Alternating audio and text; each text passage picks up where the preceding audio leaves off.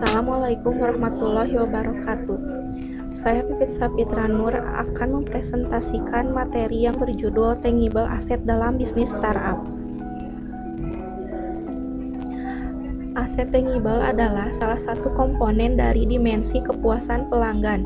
Bayangkan sebuah skenario saat arkawan berkunjung ke sebuah hotel yang memiliki lobi luas, bersih dan terang. Hal-hal ini akan menciptakan ekspektasi bahwa siapapun yang menginap di tempat ini akan mendapat fasilitas hotel yang memuaskan. Dan bandingkan jika arkawan berkunjung dengan fasilitas hotel yang gelap dan cenderung kotor. Tentunya hal ini akan merusak ekspektasi calon customer. Jika diterapkan pada produk aplikasi yang menawarkan jasa, aset tangible adalah semua yang bisa dilihat maupun dirasakan oleh customer. Aset tangible menjadi komponen penting sesaat setelah konsep servicual disebarluaskan pada 15 tahun lalu. Terdapat 5 dimensi pada servicual. Yang ke-1, tangible. Tangible adalah suatu ukuran kemampuan perusahaan untuk menawarkan produk atau jasa yang memuaskan untuk customer melalui hal-hal yang dapat terlihat dan terukur. Jika arkawan memulai bisnis atau startup yang menawarkan jasa, maka salah satu elemen tangible-nya adalah semua materi promosi yang didistribusikan melalui pilihan channel yang sesuai. Yang kedua, reliability. Seperti artinya, bisa dipercaya.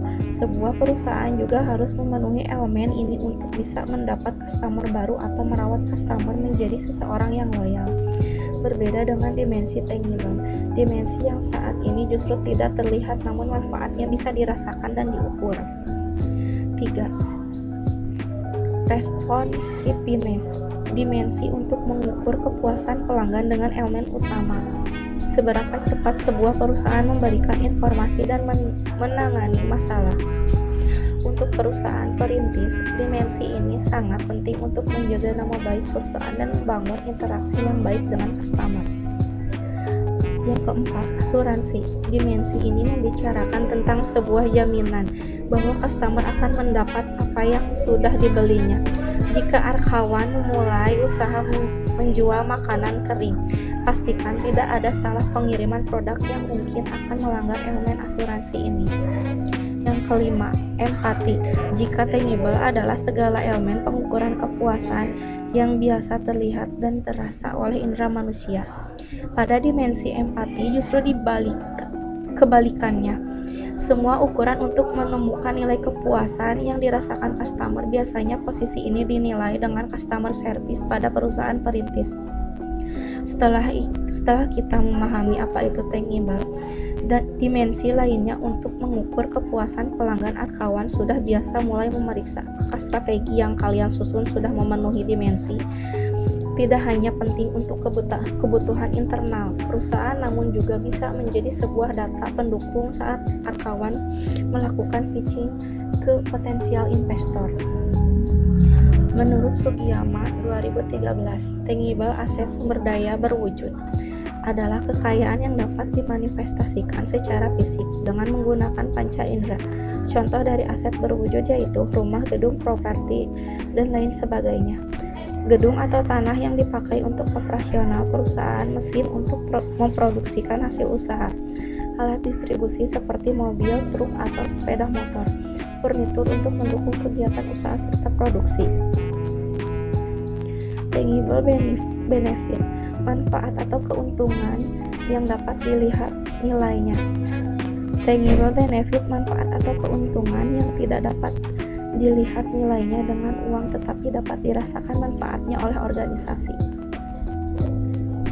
Bisnis startup adalah istilah yang mengacu ke tahap pertama operasi bisnis sebuah perusahaan.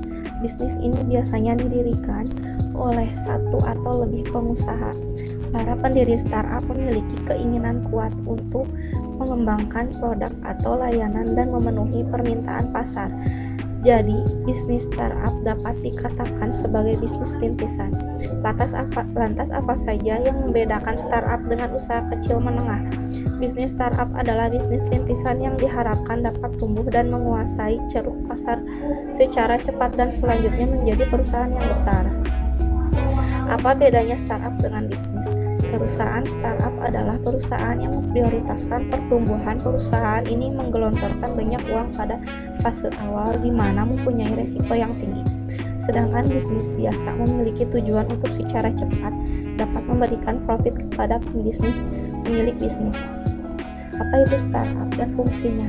Startup adalah bisnis yang memiliki tujuan untuk membangun ide dan inovasi agar dapat bertumbuh dengan cepat. Selain meningkatkan produk, perusahaan startup juga ingin memperluas pelanggan dengan cepat agar dapat membantu mereka membangun pasar yang semakin besar. Apa saja contoh bisnis startup? Ada beberapa contoh bisnis startup unicorn di Indonesia. Yang pertama, di tahun 2013 ada Lazada. Yang kedua, di tahun 2014 ada Grab. Yang ketiga, di tahun 2016 ada perusahaan Gojek. Yang keempat, di tahun 2017 ada Tokopedia, Traveloka, dan Bukalapak. Yang kelima, di tahun 2019 ada perusahaan Oppo, JDID.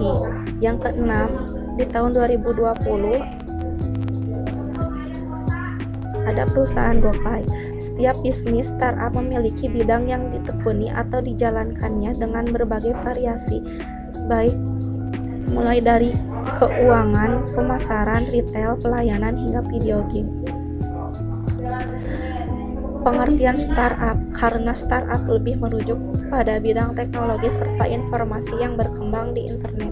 Contohnya, pengembangan aplikasi, jasa perdagangan, sistem pembayaran, dan lainnya. Istilah startup berasal dari bahasa Inggris, yakni startup berarti sebuah bisnis yang baru saja dirintis. Bisnis startup ini sendiri lebih mengutamakan berbagai ide baru yang dapat memberikan solusi bagi permasalahan masyarakat maupun konsumen yang ada di pasaran. Dengan adanya perkembangan teknologi yang pesat ini, perusahaan startup biasanya mengacu kepada perusahaan yang memberikan atau memiliki layanan maupun produk yang bergerak pada bidang teknologi maupun digital.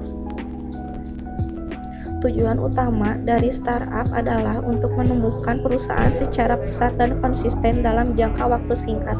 Perusahaan ditargetkan bisa tumbuh dan berkembang sehingga produknya cepat dikenal dan laku di pasaran.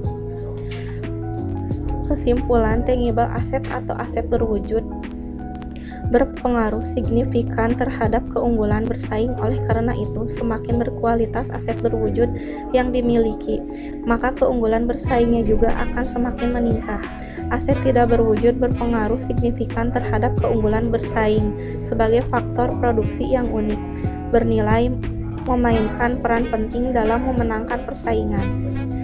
Pengembangan bisnis adalah serangkaian proses terpadu. Tujuan akhir ialah mendorong startup mendapatkan berbagai komponen untuk membuat bisnis dapat berkembang, tidak hanya target penjual. Karena untuk berkembang bisnis memang membutuhkan banyak hal. Pemasukan agar operasional berjalan, mitra untuk melancarkan ekspansi, hingga konsumen loyal yang selalu merekomendasikan solusi dengan testimoninya terbaik mereka.